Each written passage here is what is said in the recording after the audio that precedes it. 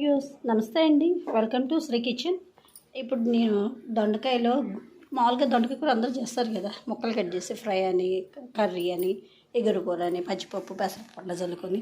అయితే ఇప్పుడు నేను గుత్తి దొండకాయ చేద్దామని అనుకుంటున్నాను. అయితే దాంట్లో ఇంకా ఏమి ఇంగ్రీడియంట్స్ వేయాలో ఆలోచించుకోవాలి. ఈ లోపు దొండకాయ ముక్కలు వేగే లోపు ఏమేద్దామా, శనగపిండా లేదంటే చిన్నులపై కారమా అనేది ఆలోచిస్తున్నాను. వేగేలోపు ఏ ఇంగ్రీడియంట్స్ ఒకసారి వాటిని కూడా ఇంట్రడ్యూస్ చేస్తాను. ఇప్పుడైతే స్టవ్ వెలిగించి దాంట్లో నూనె పోసాను. అవి కొంచెం కాగగానే ఈ దొండకాయ ముక్కలు దాంట్లో వేయటమే. అయితే నేను గుత్తి దొండకాయ అన్నా కదా, చూడండి ఫ్రెండ్స్, ఇలా 4 పక్షాలుగా కట్ చేయాలి. ముక్కలను అన్నిటిని అట్లా కట్ చేసా. అయితే చూడండి, వీటికి నీరు ఊరింది. ఎందుకు ఊరిందంటే ఇలా కట్ చేసిన తర్వాత ఈ మధ్యలో నేను ఈ ఉప్పు రాసి పెట్టాను అన్నమాట. ఎందుకంటే గుత్తి దొండకాయ అంటే మరి మొక్కలకి కొంచెం ఉప్పు పట్టాలి కదా, లేదంటే అంత చవ్వగా ఉంటుంది. అందుకని చెప్పేసి సరే, నూనె కాగింది, వీటిని దీంట్లో వేసేస్తున్నా. నీరు కూడా ఊరినాయి.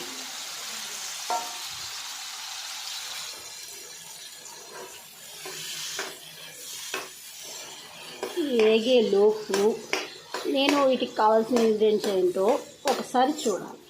చూసిన తర్వాత మీకు నేను శనగపిండితో వేయాలా, చిన్నులతో వేయాలా అనేది ఒకసారి చూపిస్తాను.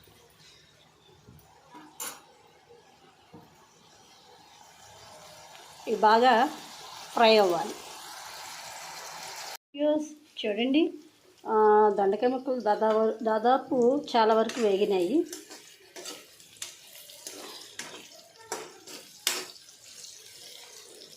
ఇంకొంచెం వేగితే దొండకాయ బజ్జీ కూర చేద్దామని చెప్పి డిసైడ్ అయ్యాను. దాంట్లోకి కావాల్సిన ఇంగ్రీడియంట్స్ చూద్దాం. ఇప్పుడు ఒక 4-5 స్పూన్లు శనగపిండి తీసుకున్నాను. దీంట్లోకి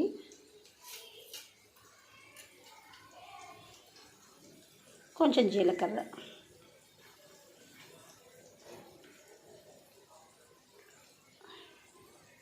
ఉప్పు,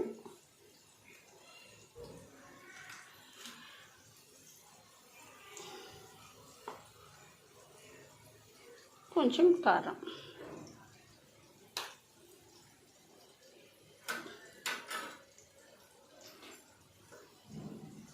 ఒకసారి ముక్కల్ని కలుపుదాం.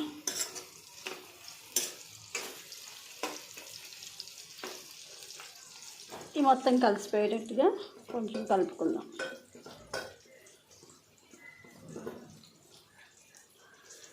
దీంట్లో నీళ్ళు కలుపుకొని బజ్జీ పిండిలో కలుపుకుందాం. కొంచెమే నీళ్ళు పోయాలి, ఒకేసారి పోస్తే మళ్ళీ ఎక్కువైపోతుంది.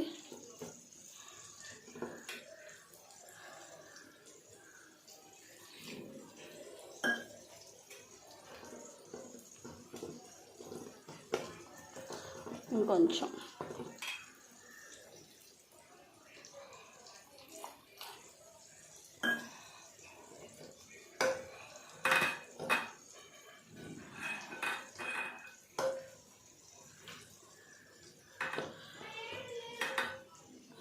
కలిసిపోయింది కదా.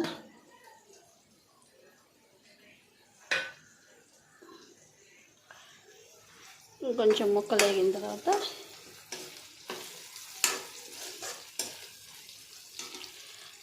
దీంట్లో వేసుకుంటే శనగపప్పు, కొంచెం చిన్నులపాయలు, కారం వేసి మిక్సీ పట్టి దీంట్లో కలిపేసేయచ్చు, బాగానే ఉంటుంది.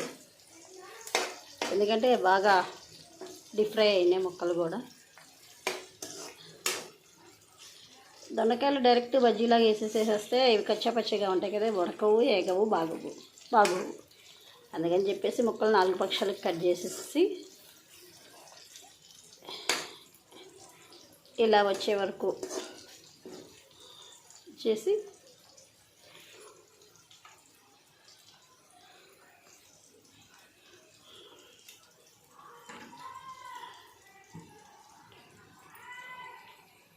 ముక్కలు చాలా వరకు డీప్ ఫ్రై అయినాయి. ఇప్పుడు వీటిని తీసి ఈ శనగపిండిలో వేసుకొని కలిపేసి మళ్ళీ బాండీలో వేసేస్తే సరిపోతుంది.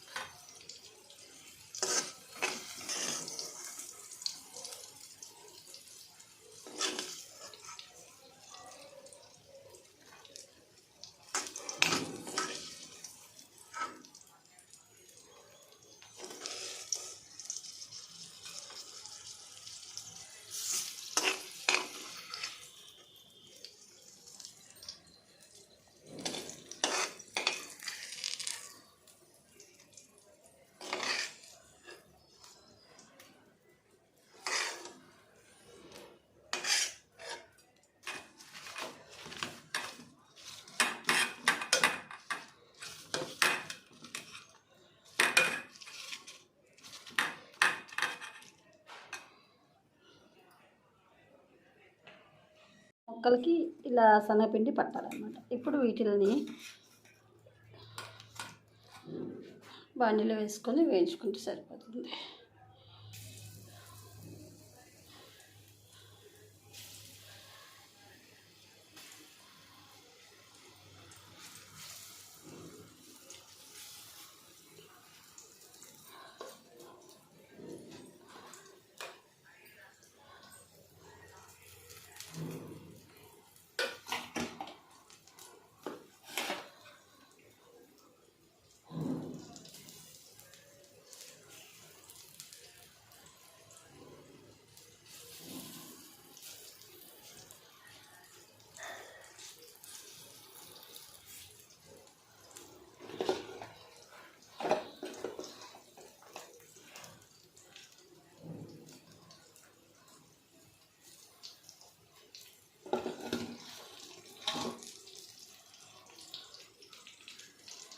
దీన్ని కొంచెం కదపకుండా అట్లాగే ఉంచితే కొంచెం పిండి గట్టి పడుతుంది.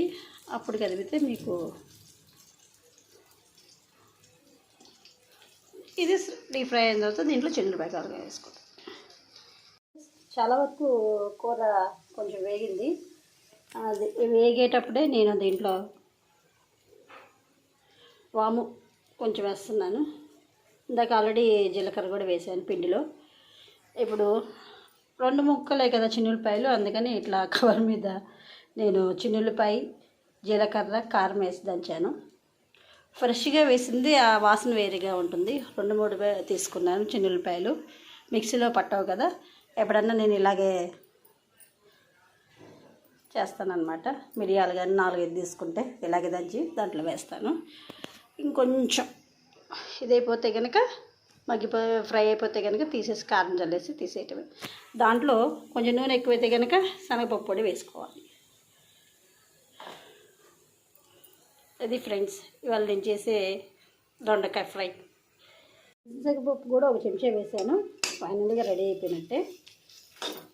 ఇదే దొండకాయ ఫ్రై.